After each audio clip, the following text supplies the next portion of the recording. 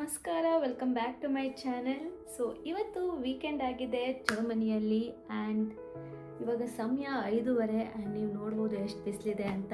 It's already spring year and ತುಂಬ ಲೇಟಾಗಿ sunset ಆಗ್ತಾ ಇದೆ. ಅರೌಂಡ್ 9:30ಗೆ ಸನ್ಸೆಟ್ ಆಗ್ತಿದೆ ಫ್ರೆಂಡ್ಸ್. ಆ್ಯಂಡ್ ಇವತ್ತು ಡೇ ಸ್ಯಾಟರ್ಡೇ ಆಗಿರೋದ್ರಿಂದ ತುಂಬ ಲೆಥಾರ್ಜಿಕ್ ಆಗಿತ್ತು, ಬರೀ ಮಲ್ಕೊಂಡೇ ಇದ್ದೆ. ನನ್ನ ಬೆಡ್ಡೆಲ್ಲ ನೀವು ನೋಡ್ಬೋದು ಸಿಕ್ಕಾಪಟ್ಟೆ ಹರಡ್ಕೊಂಡಿದೆ. ಕ್ಲೀನ್ ಮಾಡಿಬಿಟ್ಟು ಅಟ್ಲೀಸ್ಟ್ ಈವ್ನಿಂಗ್ ಸ್ವಲ್ಪ ಮೋಟಿವೇಶನಿಂದ ವ್ಲಾಗ್ ಮಾಡೋಣ, ನನ್ನ ಒಂದು ವೀಕೆಂಡ್ ಈವ್ನಿಂಗ್ ಹೇಗಿರುತ್ತೆ ಅನ್ನೋದನ್ನ ತೋರಿಸೋಣ ನಿಮ್ಮ ಜೊತೆಗೆ ಅಂತ ವ್ಲಾಗ್ ಮಾಡೋಣ ಅಂತ ನಿಂತಿದ್ದೀನಿ. ಸೊ ಬನ್ನಿ ಶುರು ಮಾಡೋಣ. ಎಲ್ಲ ಕ್ಲೀನಿಂಗ್ ಮಾಡಿಬಿಟ್ಟು ಬೆಡ್ನ ಕಿಚನ್ ಹತ್ರ ಹೋಗೋಣ. ಸ್ವಲ್ಪ ಕಿಚನ್ ಕ್ಲೀನ್ ಮಾಡಿಬಿಟ್ಟು ಅಡುಗೆ ಮಾಡಬೇಕು ರಾತ್ರಿಗೆ. ಸೊ ಸಾಮಾನು ತೊಗೊಂಡು ಬಂದಿರೋದ್ರಲ್ಲಿ ನಮ್ಮ ಮನೆಯಲ್ಲಿ ಸಬ್ಬಸಿಗೆ ಸೊಪ್ಪಿದೆ. ಸೊ ಸಬ್ಬಸಿಗೆ ಸೊಪ್ಪು ನೆನಪಾದಾಗ ವಡೆ ಮಾಡಬೇಕು ಅಂತ ಅನ್ನಿಸ್ತಿದೆ, ಕಡಲೆಬೇಳೆ ವಡೆ. ಹಾಗಾಗಿ ಕಡಲೆಬೇಳೆ ವಡೆ ಮಾಡೋಣ ಅಂತ ಇದ್ದೀನಿ. ತೋರಿಸ್ತೀನಿ ಬನ್ನಿ ಹೇಗೆ ಮಾಡ್ತೀನಿ, ಏನು ಅಡುಗೆ ಮಾಡೋಣ ಅಂತ ಅಂದ್ಕೊಂಡಿದ್ದೀನಿ. ಎಲ್ಲದನ್ನು ಬ್ಲಾಗಲ್ಲಿ ಇವತ್ತು ಹಾಕೋಣ. ಫಸ್ಟು ಪಟಾಪಟ ಅಂತ ಕ್ಲೀನ್ ಮಾಡಿಬಿಡೋಣ. ಇಲ್ಲಾಂದರೆ ಬೆಡ್ ಇದೇ ರೀತಿ ಇದ್ದರೆ ಮತ್ತೆ ಮಲ್ಕೊಳಕ್ಕೆ ಹೋಗ್ಬಿಡ್ತೀನಿ ನಾನು. ಅದು ಒಂದಿದೆ ಪ್ರಾಬ್ಲಮ್.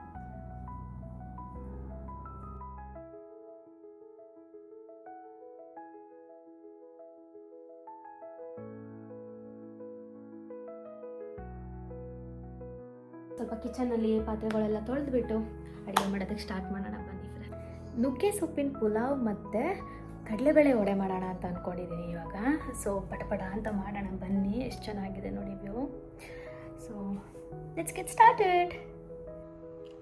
ಕಡಲೆಬೇಳೆ ವಡೆಗೆ ರುಬ್ಕೊಂಡಿದ್ದೀನಿ ನಾನು. ಕಡಲೆಬೇಳೆ, ಹಸಿರು ಮೆಣಸಿನ್ಕಾಯಿ 1-2 ಹಾಕ್ಕೊಂಡಿದ್ದೀನಿ, ಕೊತ್ತಂಬರಿ ಸೊಪ್ಪು ಮತ್ತು ಶುಂಠಿ ಹಾಕ್ಕೊಂಡು ರುಬ್ಕೊಂಡೆ. ಇವಾಗ ನಾನು ಸ್ವಲ್ಪ ಹಿಂಗೆ ತರಿಯಾಗಿ ಮಾಡ್ಕೊಳ್ಳಿ, ಆಮೇಲೆ ಅಲ್ಲಿ ಇಲ್ಲಿ ಸ್ವಲ್ಪ ಕಡಲೆಬೇಳೆ ಸಿಕ್ಕಲಿ.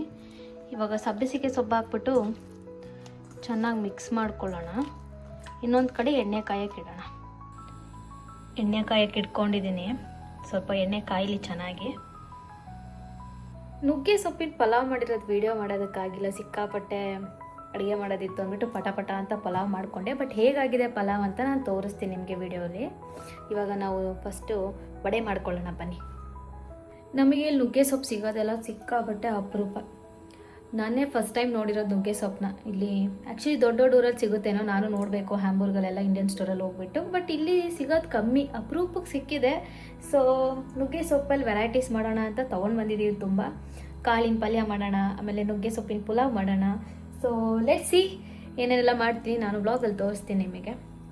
ಕಾಯಿಲಿ ಎಣ್ಣೆ ಕಾಯೋ ತನಕ ಸ್ವಲ್ಪ ಹೊತ್ತು ಏನೇನು ಬೇಕು, ಉಪ್ಪು ಎಲ್ಲ ಸರಿ ಇದೆ ಅಂತ ನೋಡ್ಕೊಂಬಿಟ್ಟು ಮಾಡೋಣ.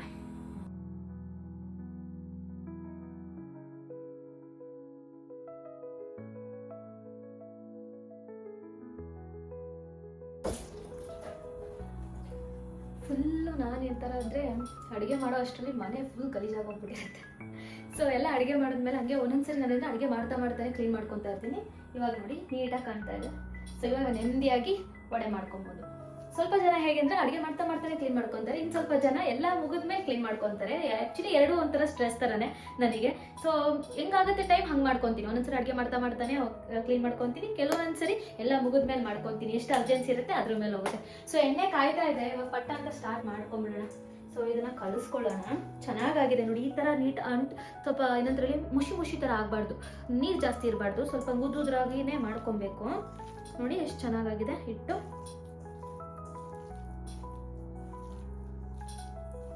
ನಾನು ಆ್ಯಕ್ಚುಲಿ ಉಪ್ಪು ಗೊತ್ತಾಗಲ್ಲ. ಆ್ಯಕ್ಚುಲಿ ನಾನು ಕಡಲೆಬೇಳೆ ವಡೆ ಮಾಡ್ತಾ ಇರೋದು ಇದೇ 2ನೇ ಸರಿ.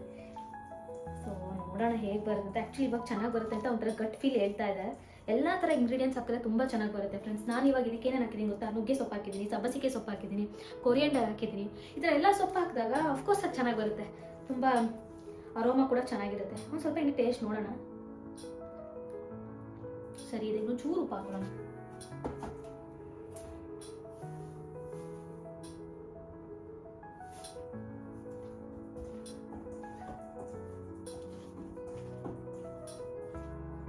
ಆಮೇಲೆ ಇದನ್ನ ರುಬ್ಕೊಂಡ್ಬಿಟ್ಟು ಜಾಸ್ತಿ ಹೊತ್ತು ಬಿಡಬೇಡಿ, ನೀರು ಬಿಟ್ಕೊಳ್ಳುತ್ತೆ. ಸೊ ಹಾಗಾಗಿ ನಿಮಗೆ ಎಣ್ಣೆ ಎಲ್ಲ ರೆಡಿ ಇಟ್ಕೊಂಡಿರಿ, ಆಮೇಲೆ ರುಬ್ಕೊಂಡಾಗೂ ಒಳ್ಳೇದು. ಜಾಸ್ತಿ ಇದನ್ನ ಬಿಡಬಾರ್ದು, ನೀರು ಬಿಟ್ಕೊಳ್ಳುತ್ತೆ. ಆಗ ಅದು ವಡೆ ಆಗಲ್ಲ, ಬೋಂಡ್ ಆಗ್ಬಿಡುತ್ತೆ.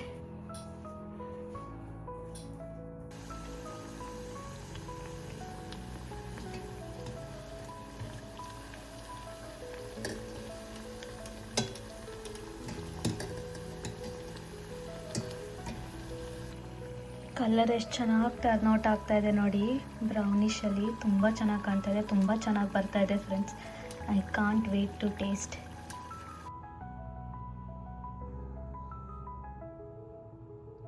ಎಷ್ಟು ಚೆನ್ನಾಗಿ ಗರ್ಗರಿಯಾಗಿ ಬಂದಿದೆ ನೋಡಿ, ತುಂಬ ಚೆನ್ನಾಗಿ ಗರ್ಗರಿಯಾಗಿ ಬಂದಿದೆ. ಯಮ್ಮಿ, ಸೋ ಗುಡ್, ಸಖತ್ತಾಗಿದೆ. ಪುಲಾವ್ ಹೇಗೆ ಬಂದಿದೆ ಅಂತ ತೋರಿಸ್ತೀನಿ ಬನ್ನಿ. ನುಗ್ಗೆ ಸೊಪ್ಪಿನ ಪುಲಾವ್ ಕೂಡ ನೋಡೋದಕ್ಕಿಂತ ಸಖತ್ತಾಗಿ ಕಾಣ್ತಾ ಇದೆ. ಇವಾಗ ಇದನ್ನು ಕಲಿಸ್ಬಿಟ್ಟು ನೋಡಬೇಕು ಹೇಗೆ ಬಂದಿದೆ ಅಂತ. ಉದುರಾಗಿ ಚೆನ್ನಾಗಿ ಬಂದಿದೆ ನೋಡಿ.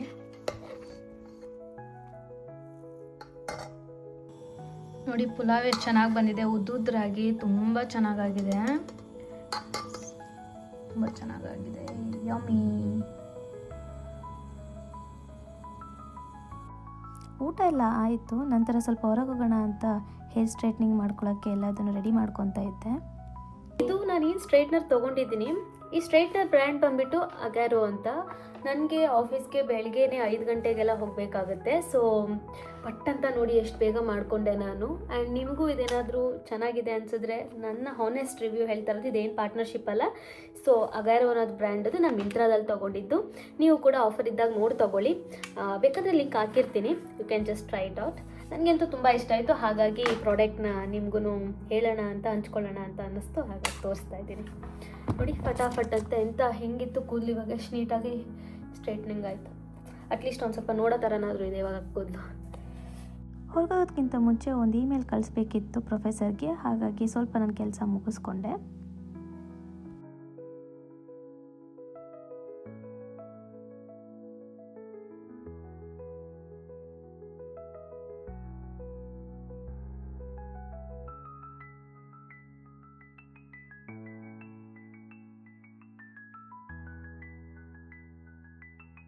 ಮನೆಗೆ ಸ್ವಲ್ಪ ಸಾಮಾನು ಬೇಕಿತ್ತು, ಟಿಶ್ಯೂಸ್ ಎಲ್ಲ ಖಾಲಿ ಆಗಿತ್ತು, ಹಾಗಾಗಿ ಹೊರಗೆ ಹೋಗೋಣ ಬನ್ನಿ.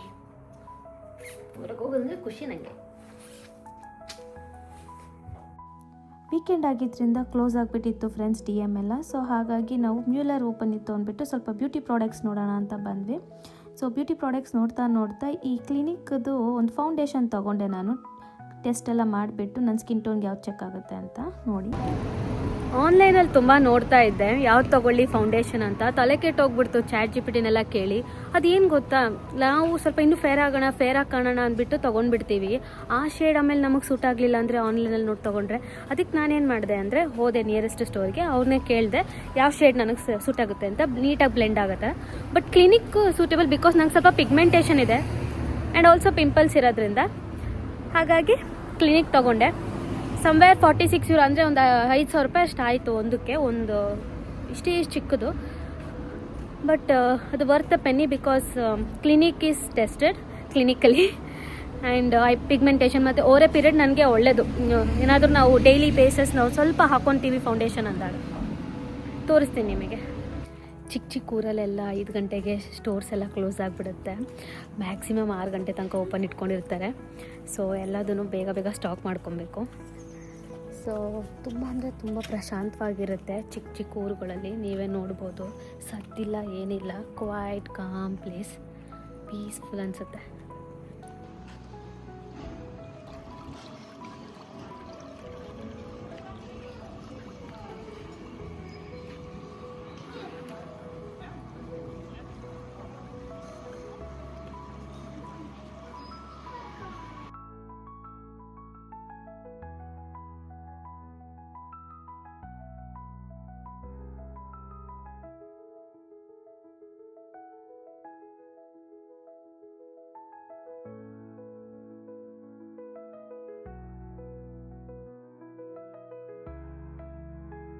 ಲಿಡಲ್ ಆಲ್ಡಿ ಎಲ್ಲ 10 o'clock ತನಕ ಓಪನ್ ಇರುತ್ತೆ. ಸೊ ನಾವು ಲಿಡಲ್ಗೆ ಬಂದ್ವಿ. ಸ್ಟ್ರಾಬೆರೀಸ್ ಎಲ್ಲ ತುಂಬ ಕಮ್ಮಿಯಲ್ಲಿತ್ತು, ಜಸ್ಟ್ €1 ಇತ್ತು, ಹಾಗಾಗಿ 2 ಸ್ಟ್ರಾಬೆರೀಸ್ ತೊಗೊಂಡೆ. ಆ್ಯಂಡ್ ನೀವು ನೋಡ್ಬೋದು ಈ ಟ್ಯೂಲಿಪ್ ಫ್ಲವರ್ ಎಷ್ಟು ಚೆನ್ನಾಗಿದೆ ಪ್ಲ್ಯಾಂಟ್ ಅಂತ.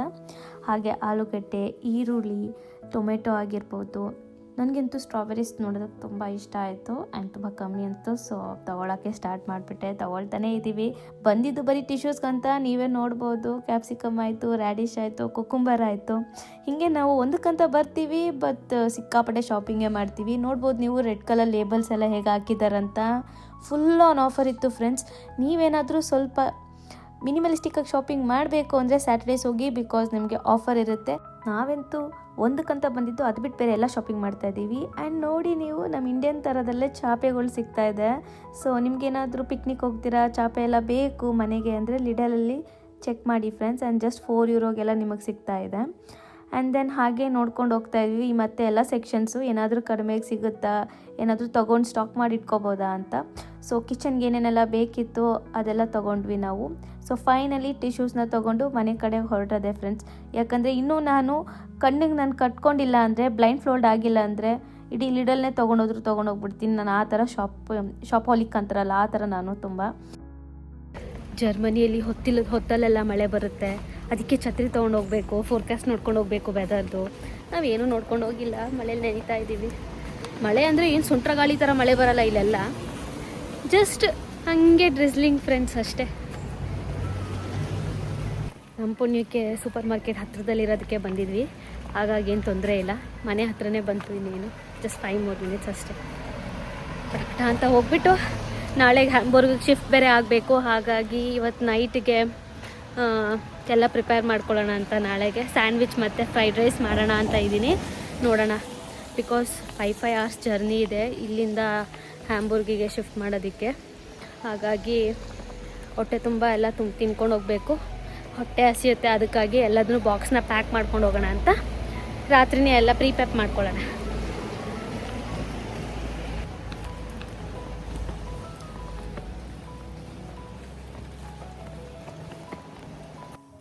ಲಗೇಜ್ ಎಲ್ಲ ಪ್ಯಾಕ್ ಮಾಡಬೇಕು ಫ್ರೆಂಡ್ಸ್. ನಾಳೆಗೆ ಟ್ರೈನ್ ಇದೆ, ಶಿಫ್ಟಿಂಗ್ ಇದೆ.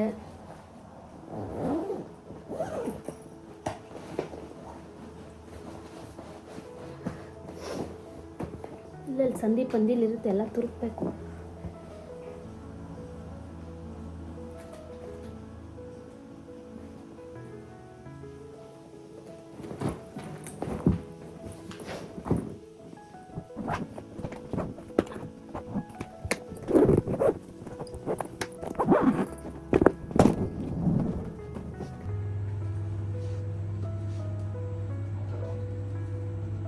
ಸ್ಯಾಂಡ್ವಿಚ್ಗೆ ಬ್ರೆಡ್ನ ಟೋಸ್ಟ್ ಮಾಡ್ತಾ ಇದ್ದೀನಿ.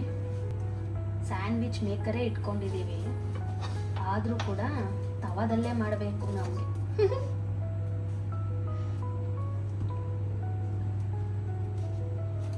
ಸ್ವಲ್ಪ ಆಗೋಗುತ್ತೆ.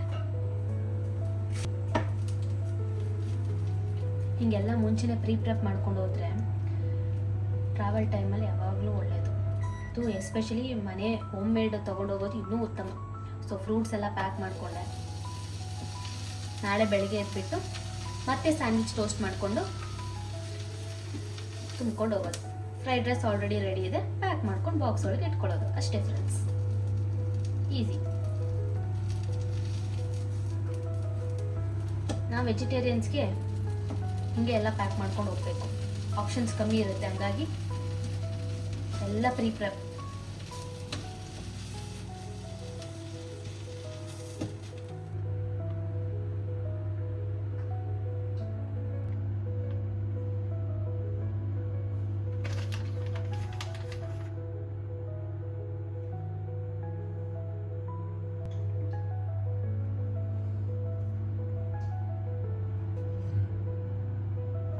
ಸ್ಯಾಂಡ್ವಿಚ್ ರೆಡಿ ಆಯಿತು. ಇವಾಗ ಫ್ರೈಡ್ ರೈಸ್ ಮಾಡ್ಕೊಳ್ಳೋದಕ್ಕೆ ನಾವು ಪನ್ನೀರ್ ಫ್ರೈಡ್ ರೈಸ್ ಮಾಡ್ತಾಯಿದ್ದೀನಿ.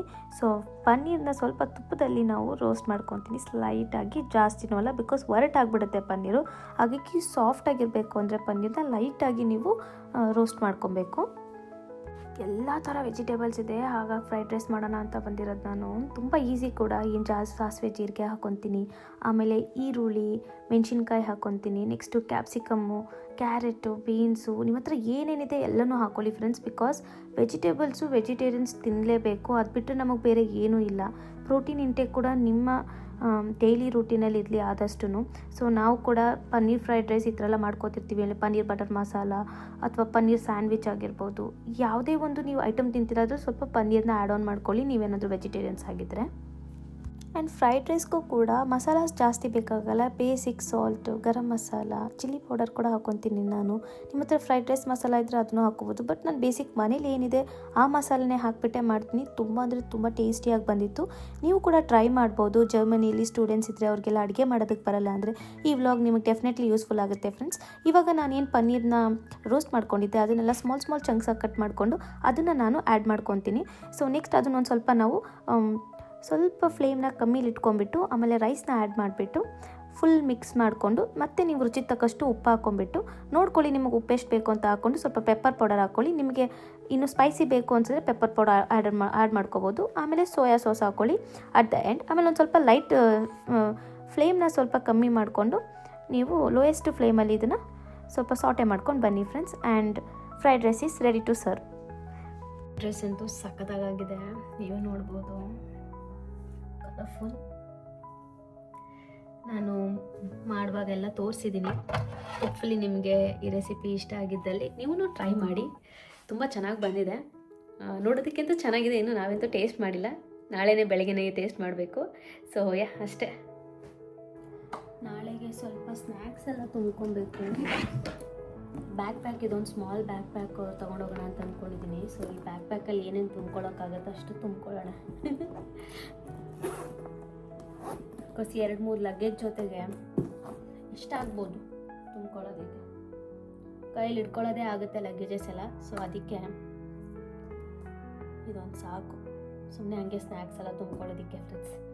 ಚಾಕ್ಲೇಟ್ಸು, ನಾನು ಟ್ಯಾಬ್ ಬೇಕಾದರೆ ಟ್ಯಾಬ್ ಇಟ್ಕೊತೀನಿ ಓದ್ಕೊಳ್ಳೋದಕ್ಕೆ.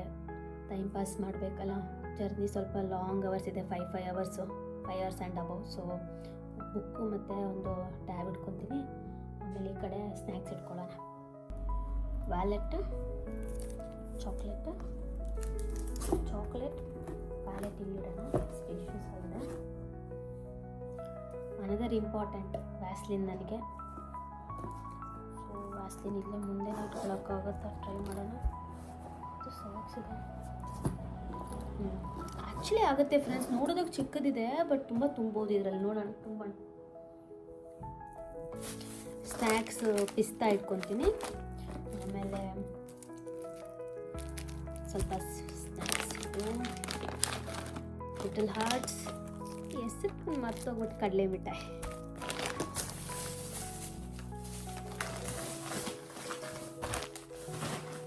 ಇವಾಗ ಬೇಡ ಅನಿಸುತ್ತೆ ಬಟ್ ಜರ್ನಿಯಲ್ಲಿ ಬೇಕಾಗುತ್ತೆ, ಏನಾದ್ರು ತಿನ್ನೋಣ ಅನಿಸ್ತಿರುತ್ತೆ. ಆಟ ಆಡೋದಕ್ಕೆ ಓನೋ ಕಾರ್ಡ್ಸ್ ಇಟ್ಕೊಳ್ಳೋದು ಬೆಟರು. ಅವನು ಸ್ಮಾಲ್ ಡೆಕ್, ನಾಸಿಯಾ ಥರ ಫೀಲಿಂಗ್ ಆದರೆ ಮೆಂಟೋಸು. ಇವಾಗ ಇದನ್ನು ಹಿಂದೆ ಇಡೋದೇ ವಾಸಿ ಅನಿಸ್ತದೆ.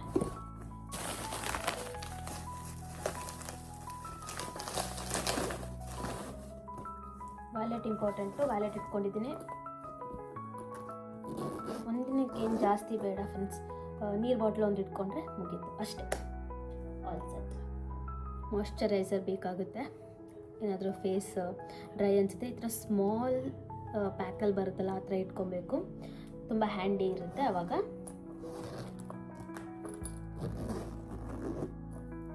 ವಾಟರ್ ಬಾಟಲ್ ರೆಡಿ ನೋಡಿ, ಒಂದು ದಿನಕ್ಕೆ ಸಾಕು ಬ್ಯಾಗ್ ಇದು, ಆಲ್ ಸೆಟ್. ಇಷ್ಟಕ್ಕೆ ಇವಾಗ ತೂಕ ಆಗುತ್ತೆ. ಆ್ಯಕ್ಚುಲಿ ಬ್ಯಾಗೇ ತುಂಬ ವೆಯ್ಟ್ ಇದೆ, ಹಂಗಾಗಿ ಇದ್ರೊಳಗೆ ಏನಾದ್ರು ತುಂಬಿಟ್ರೆ ಇನ್ನೂ ವೆಯ್ಟ್ ಅನಿಸ್ಬಿಡುತ್ತೆ. ಸೊ ನಂದು ನೈಟ್ ರೂಟೀನ್ ಹೇಗಿರುತ್ತೆ ಅಂದರೆ, ನೀಟಾಗಿ ಮುಖ ತೊಳ್ಕೊಂಬಿಟ್ಟು ಸ್ಯಾಲಿಸಿಲಿಕ್ ಆ್ಯಸಿಡ್ ಹಾಕ್ಕೊತಿದ್ದೀನಿ. ಬಿಕಾಸ್ ಆ್ಯಕ್ನೆಸ್ ಇರೋದ್ರಿಂದ ವೀಕ್ಲಿ ಟ್ವೈಸ್ ಸ್ಯಾಲಿಸಿಲಿಕ್ ಆ್ಯಸಿಡ್ ಹಾಕ್ಕೊತೀನಿ.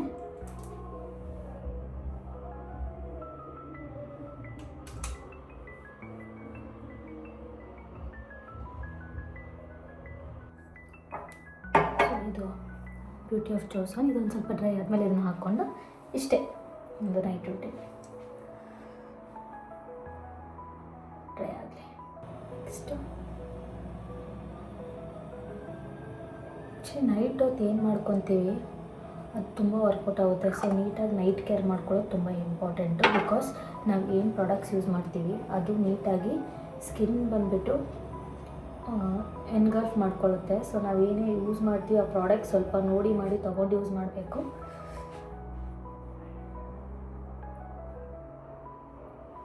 ನೀಟಾಗಿ ಹೈಡ್ರೇಟ್ ಆಗುತ್ತೆ ಫೇಸು. ಸೊ ರಾತ್ರಿ ಹೊತ್ತು ಹಾಕ್ಬಿಟ್ಟು ಮಲ್ಕೊಂಡ್ರೆ ಒಳ್ಳೆಯದು. ಮುಂಚೆಕ್ಕಿಂತ ಎಷ್ಟೋ ಬೆಟರ್ ಆಗ್ತಿದೆ. ಒಂದು ಆಯಿಲ್ ಐಟಮ್ಸು ಅಷ್ಟೇ ತಿಂತಾಯಿದ್ದೀನಿ, ಸ್ವೀಟ್ ಕೂಡ. ಅದಕ್ಕೆ ಇನ್ನೂ ಅದು ಕಂಟ್ರೋಲ್ ಆಗ್ತಾಯಿಲ್ಲ. ಬಟ್ ಕಂಟ್ರೋಲ್ ಆಗಬೇಕು, ಆಗುತ್ತೆ. ಲೆಟ್ಸ್ ಸೊ ಅಷ್ಟೇ ಫ್ರೆಂಡ್ಸ್. ಸೊ ಸ್ವಲ್ಪ ಬಿಡೋಣ. ಬಿಟ್ಟು ಇವಾಗ ನಾವು ಸ್ವಲ್ಪ ಏನು ಕೆಲಸಗಳು ಮಾಡ್ಕೋಬೇಕು ಅದು ಮಾಡ್ಕೊಳಕ್ಕೆ ಹೋಗೋಣ ಬನ್ನಿ.